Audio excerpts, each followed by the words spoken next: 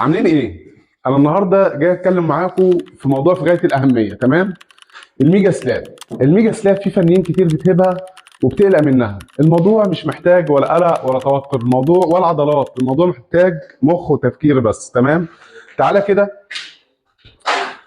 احنا هنا عندنا 3 انواع ميجا سلاب للارضيات، تمام؟ تعالى كده انا اوريك حاجه كده صغيره. دول مش مكملين اوبن بوك، احنا جمعناهم هنا ان هم يعملوا اوبن بوك معايا، تمام؟ مش مجمعين خالص، شركتها معتمده ان هي مش مجمعه اوبن بوك، هي بطريقه عشوائيه. احنا جمعناها اوبن بوك. ده ما بيجيش من فراغ، ده بيجي بتفكير، بوقت، بمجهود. هو ده الفرق بين فني حابب الشغل وفني عايز يشتغل ويركب ويكسب وياخد فلوس وخلاص. لا، مش كده.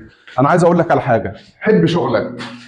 الميجا سلاب دي عايزه تحبها هتحبك وهتبدع فيها، وهي هتظهر لك شغلك بامانه، تمام؟ تعالى كده شوف التفاصيل ديت. شوف التفاصيل، كل التفاصيل دي مفتوحه في البلاطه قبل ما تتعمل وقبل ما تركب. اسهل حاجه واسهل مجهود تركيب البلاطه، اللي قبل كده هو اللي اصعب. ومن طول انت بمخك مفيش حاجه صعبه، تمام؟ طالما انت مشغل مخك حضرتك مفيش حاجه صعبه. انا النهارده عايز اناشد الفني واقول لك محتاجه دماغ. احنا هنا شغالين في شقه حد مش مصري، تمام؟ فاحنا عايزين نثبت له ان الفنيين المصريين اقوى فنيين على مستوى العالم.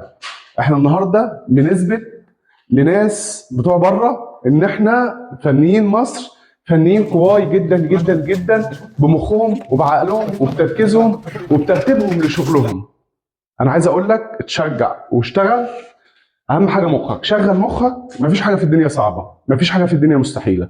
شغل مخك واشتغل. احتجت اي معلومه مني، ارقامي هتلاقيها ماليه التواصل الاجتماعي كله. كلمني. لو بحثت على جوجل بس وكتبت بس معايا الرقم واحد، هيطلع لك شغلي، هيطلع لك ارقامي، هيطلع لك كل اللي انت عايزه. وكل المعلومات اللي انت عايزها هتلاقيها في فيديوهاتي، تمام؟ معرفتش تستفاد من الفيديوهات كلمني، قول لي على اي معلومه انت عايزها، على طريقه تركيب البلاطه، على اي حاجه تتخيلها، وانا هرد عليك. وخليك واثق ان انا هديك معلومه على قد معرفتي بنسبه 100%. المعلومه اللي انا عارفها هوصلها لك بنسبه 100%، ولا ازيد ولا اقل. ركز، اجتهد. عايزين نثبت لهم بره ان فنيين مصر حاجه حلوه، حاجه كده قيمه. عايزين مصر دي تبقى على مستوى العالم فوق.